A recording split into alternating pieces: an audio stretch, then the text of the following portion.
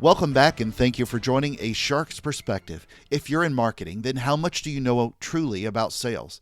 Not the numbers or necessarily carrying a bag, but how sales connects differently with customers. And if you're in sales, are you truly a student of marketing? Can you write copy better? Do you understand the journey? And so on. But whether you're in either role, do you truly understand the views and values of the customer? Mark Donnigan is a marketing and growth consultant who works with startup founders to design categories and marketing playbooks that produce real business outcomes. And on this episode, we'll discuss sales versus marketing, marketing versus sales, how they both can collaborate and work together, video and codecs, goal alignment that leaders should establish, focusing on the customer, Netflix, the Grand Canyon, and a lot more. So let's tune in to a marketer with a sales background, with a shark of many backgrounds, most of them in the water, on this episode of A Shark's Perspective.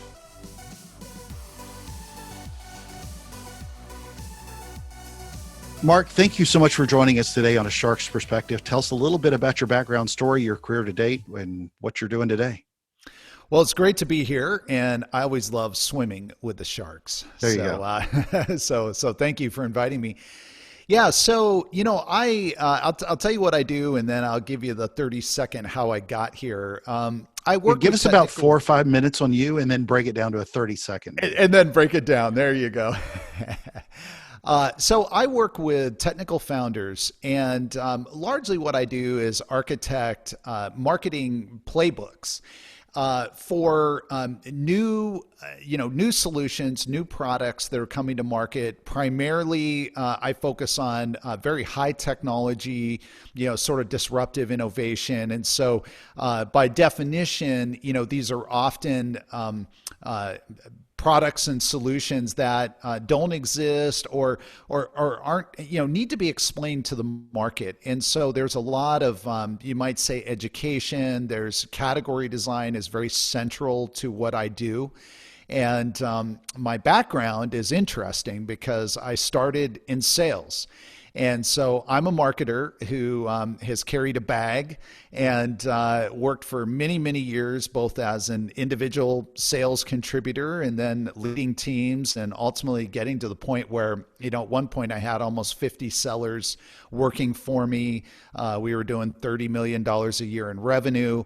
And it was really through that experience that I really fell in love. And I like to say, fell in love with marketing, with the whole process of marketing, which now is becoming more and more linked to the selling process, especially as I'm sure we're going to talk about the buyer's journey and how that's changed in B2B, over the last 5 or 10 years. But yeah, that's me.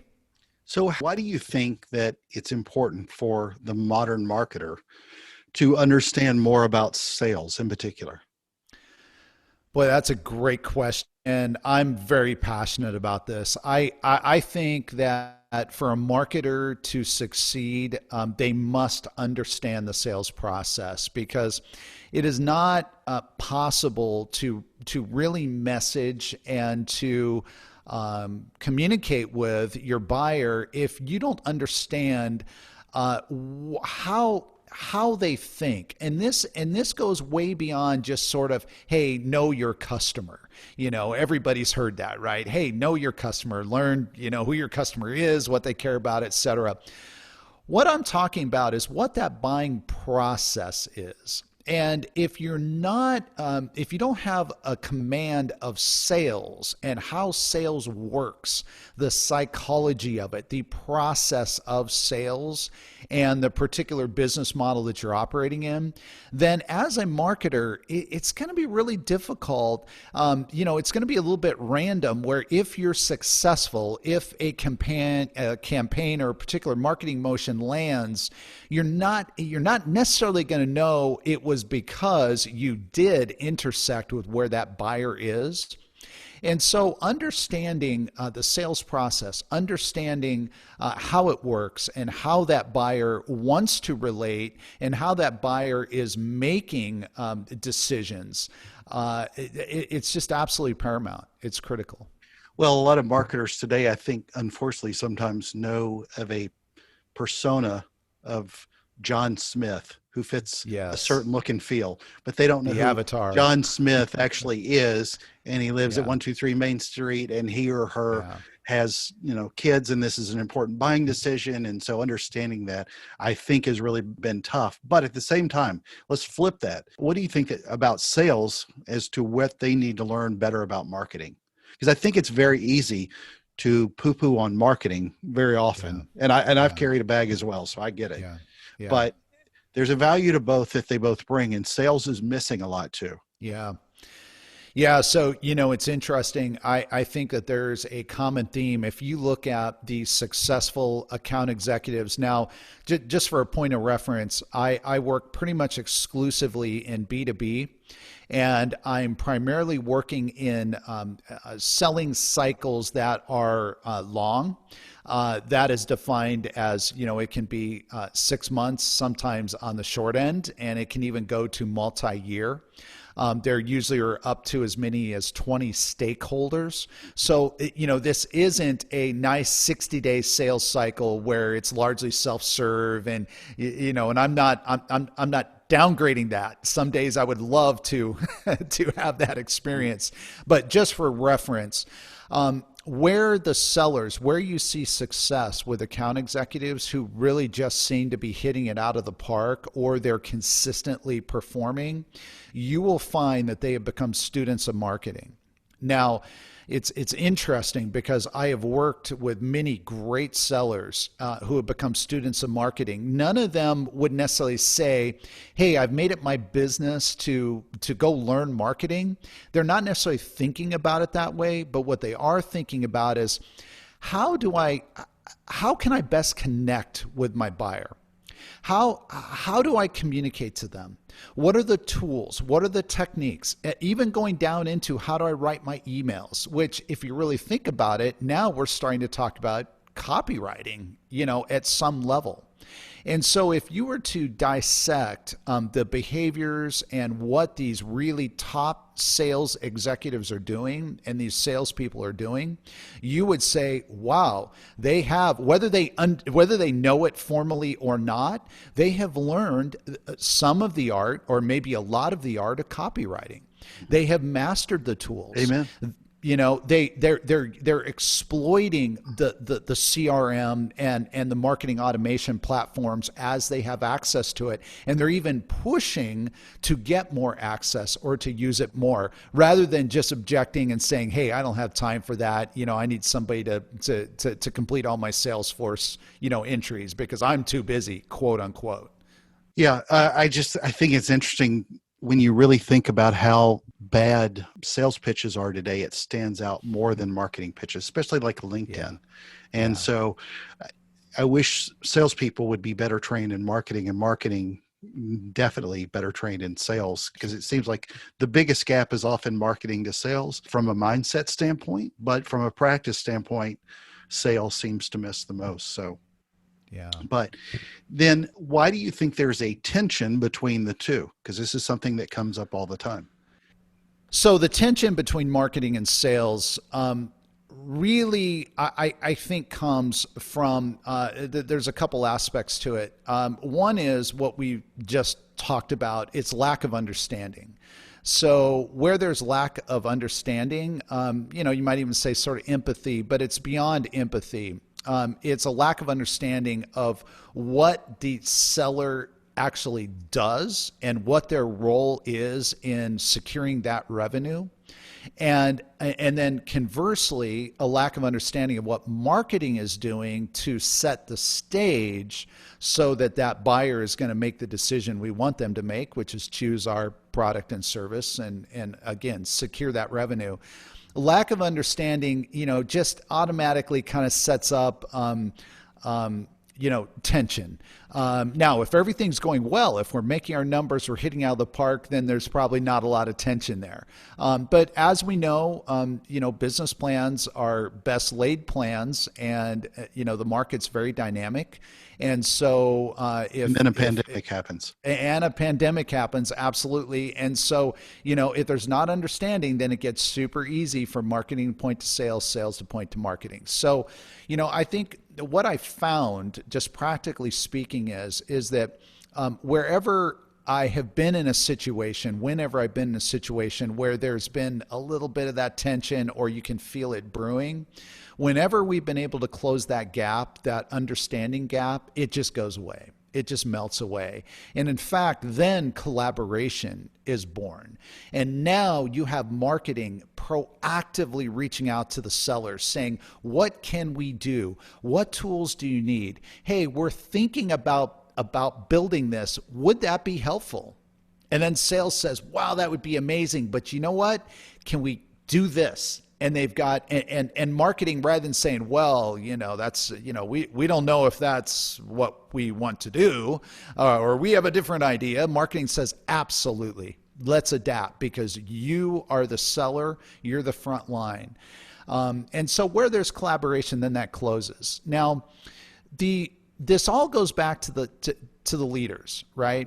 So if you have a CRO and a CMO who are aligned, who are working together, not only behind closed doors, but in front of their teams and then ultimately in front of the company, that right there will take you 50 to 60% of the way, because the teams are obviously going to look at the leader. And so I think that this has been something I have recognized through the years for me personally is being a seller, carrying a bag, knowing just the pressure that is on sales allows me to set the right tone for a marketing team so that when sales comes in and appears in the last minute to have their demands, which sometimes sales can make, rather than the marketers sort of being upset by that or getting their feathers ruffled.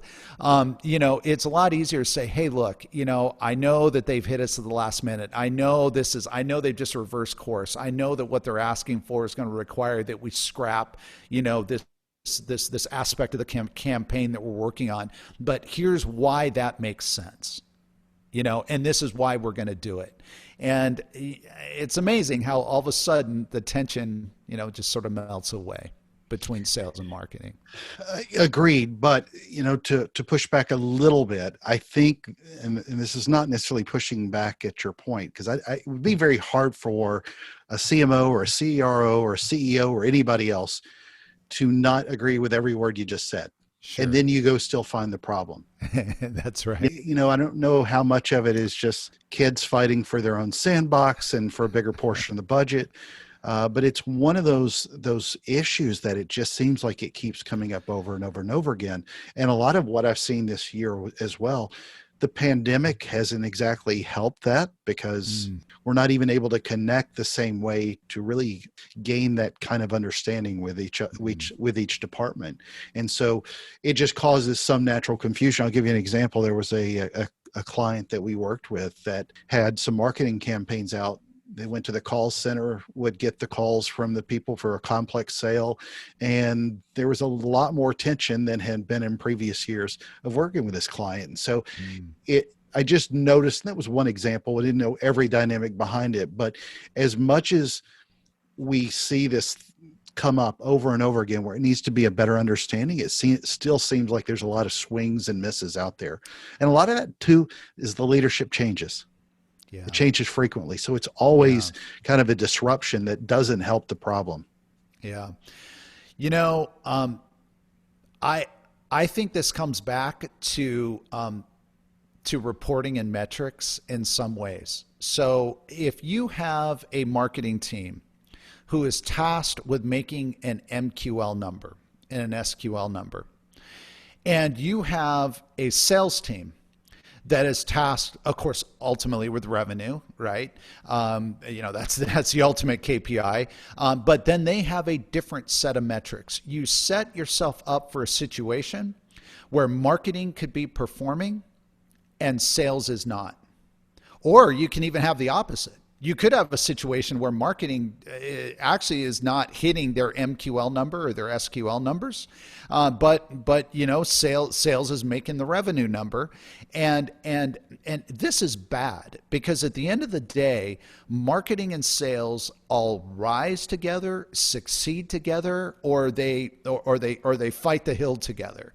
In other words, I do not believe that it should be possible that the marketing team is winning and sales is losing. And from my personal experience, one of the things that I've really tried to practice, I'm not saying, that I've always been, always really been as diligent as I'd like to be in this, but is to go to the sales leader and say, what can I do? I know that things are actually going well, but what else can I do? How can we help you more? There has to be more. What's happening? What are you not telling me? What's keeping you up at night?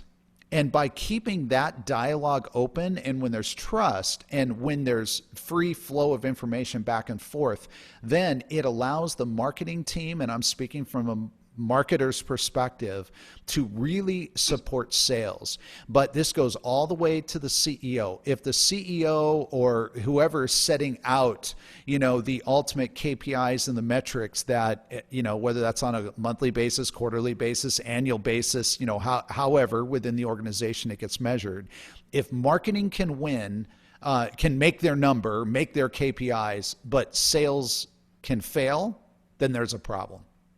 Do you think? And I think a lot of it comes back to that, to just alignment of KPIs.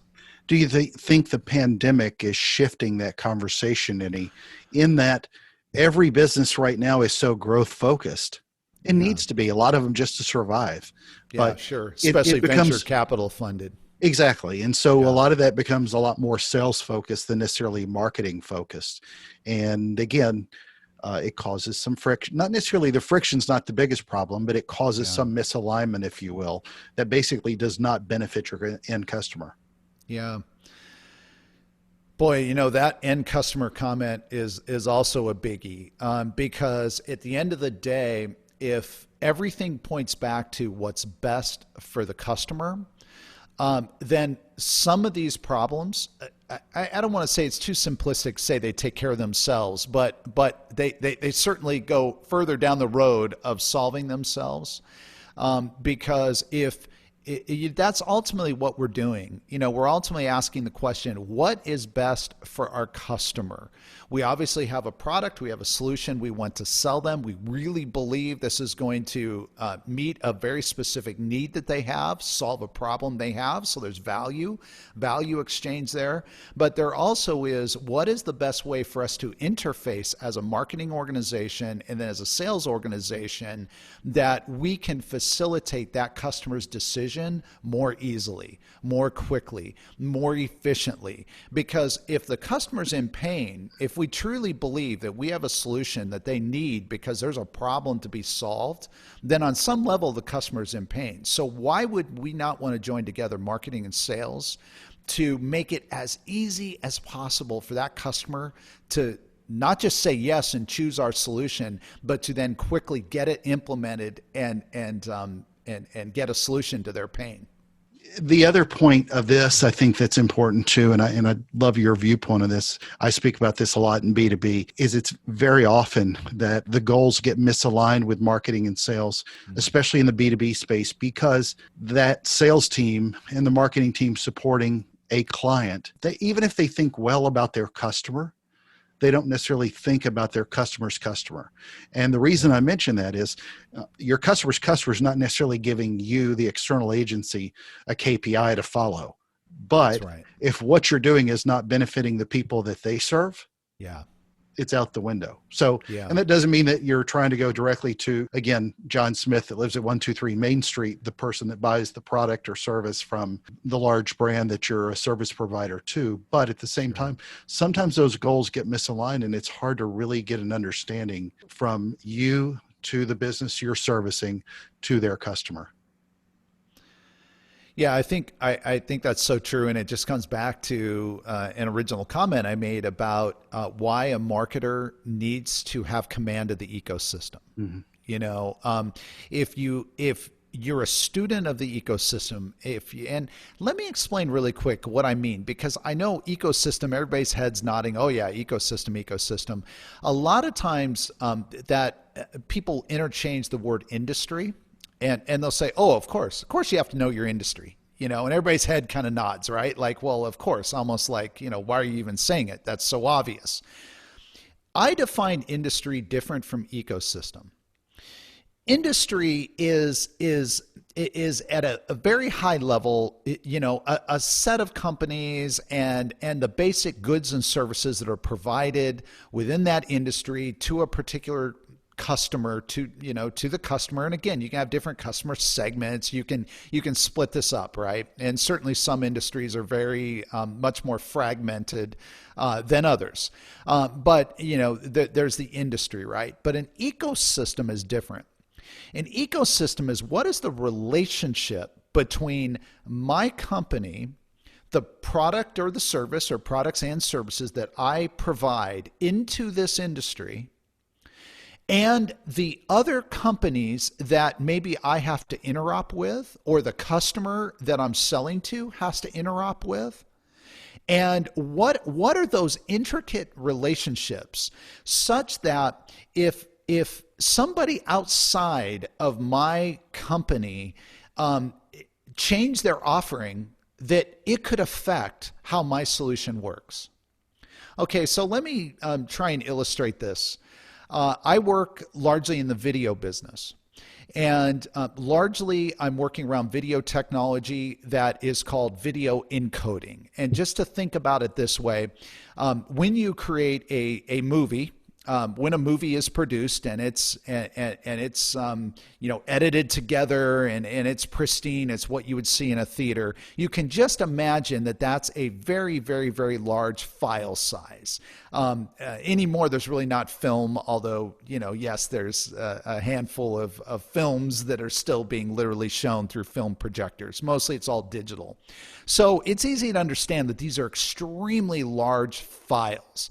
Now, in a movie theater, that works fine because I have effectively a computer that's playing to a projector, and it's amazing, right? And that's why before the pandemic, we'd pay $15 to go to the theater and watch it. Now, if I'm going to stream that over the internet, I have to reduce that file size, okay? So that's called video encoding. And you can do that with software and you can do that with hardware. Okay, so there can be different approaches of how you reduce that file size. Now, if I'm a supplier of video encoding software, okay, and so I have created better technology, a better solution that can run in a data center and can encode video. Now someone like a Netflix, for example, can say, wow, this is great. This allows us to stream higher quality to our users, give a better experience. Everybody's happy. We want to use this. But what happens if all of a sudden the video market changes? And all of a sudden, advertisers say, I want to advertise a unique ad to Mark Donnigan.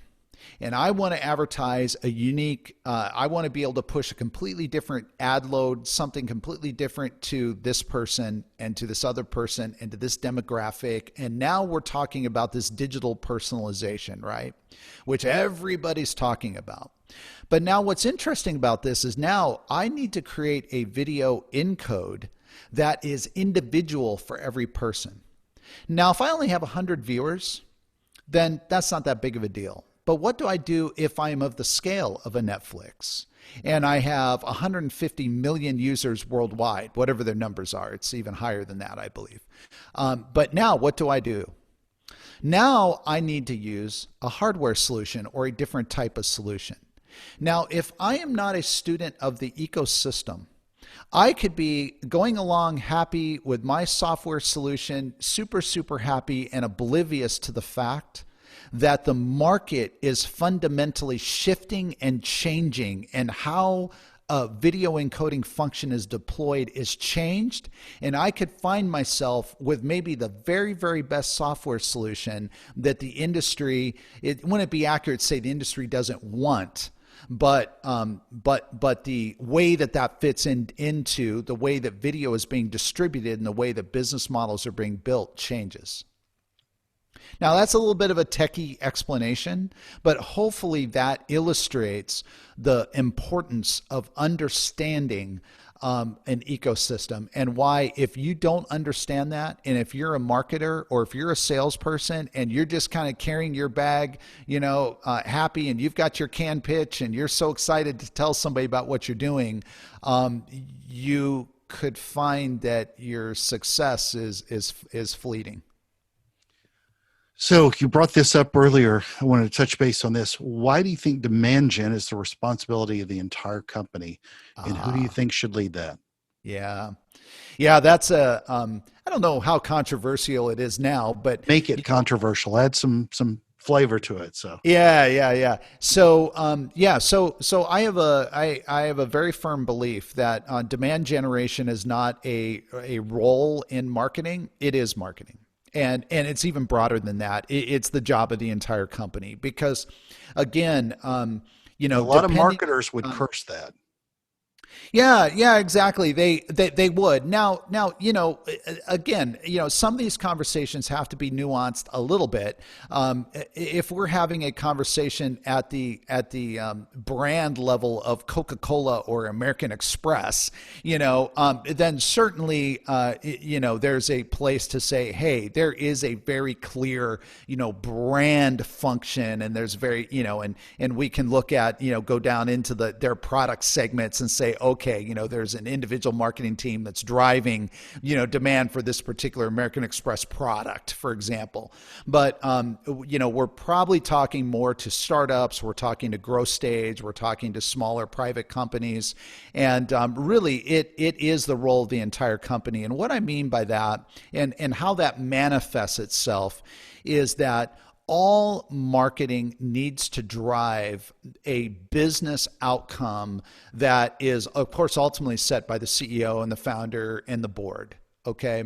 So first of all, if there's any marketing being done that cannot be directly mapped back to what the business outcomes are, whether that's the quarterly objectives or, the annual, or there's just a bigger strategic goal, then it's marketing that is just marketing for marketing's sake. It's not going to really contribute to the business success.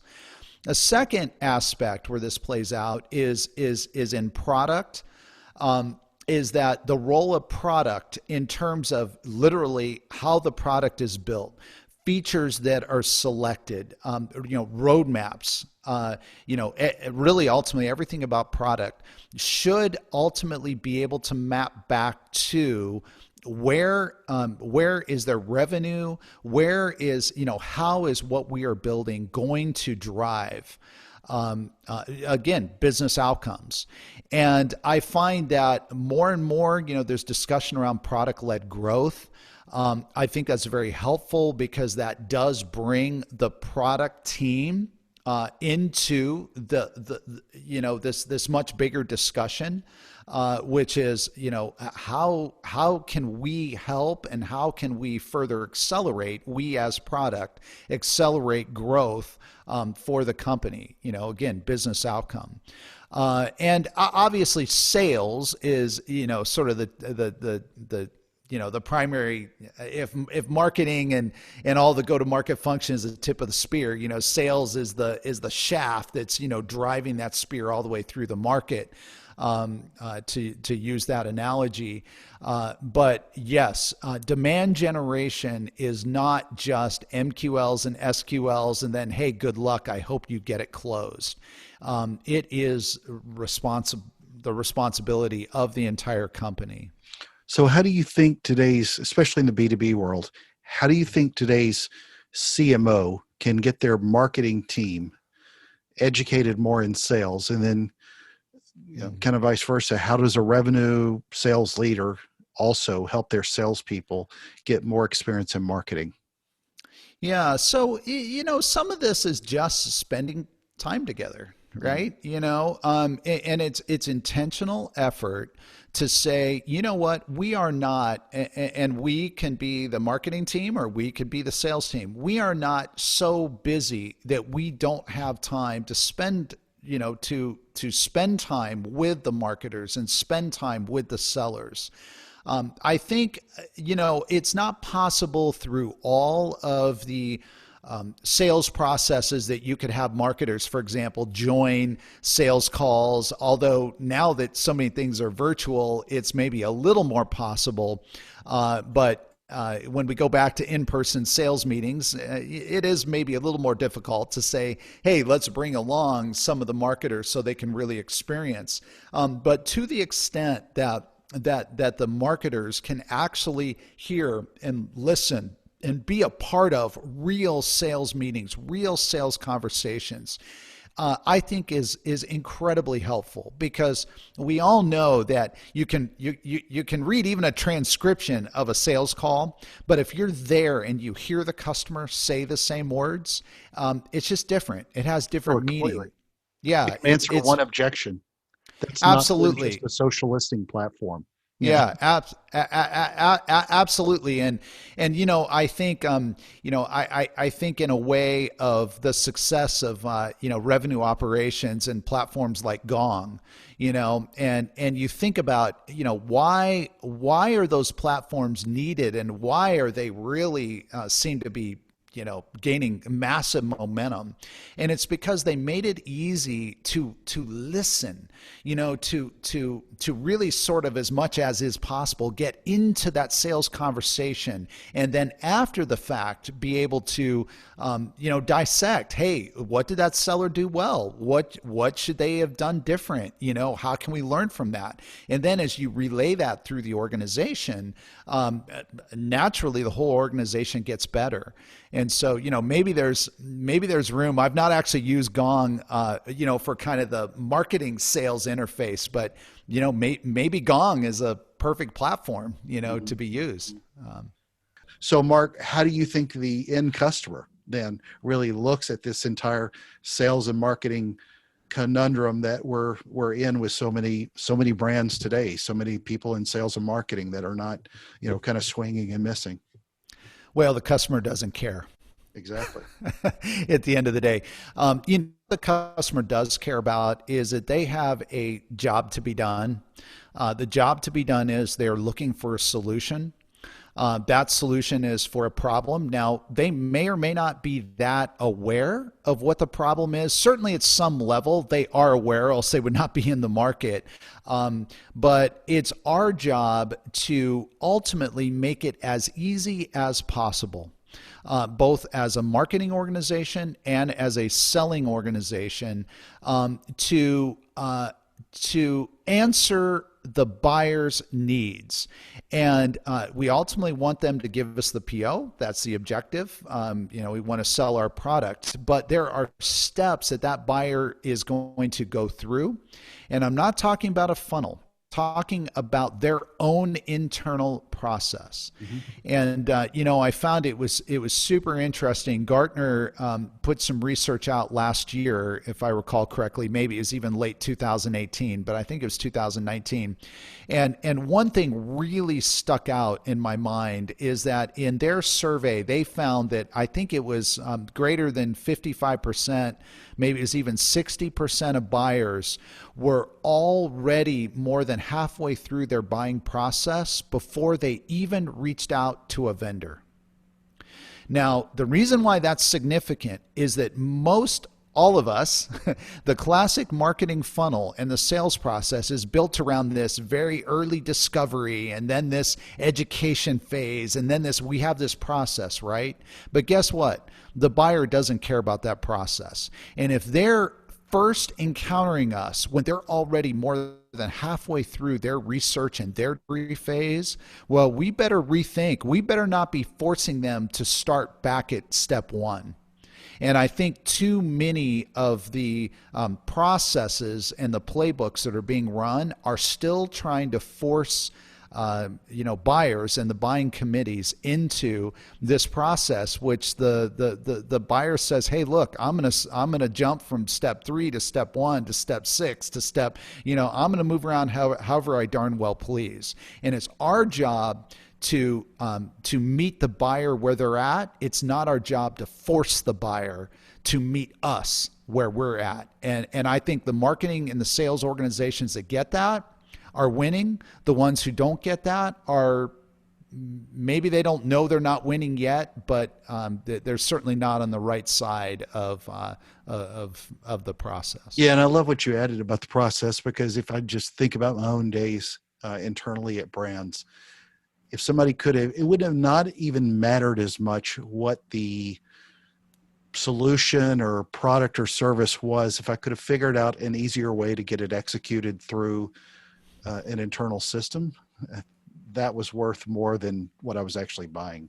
That's right. So, yeah. Well, Mark, I know you're in a very dry place of the world in Arizona, but I ask this of all my guests. I have to ask you, what is your favorite kind of shark and why? Hammerhead, because they have 360-degree vision. There you go.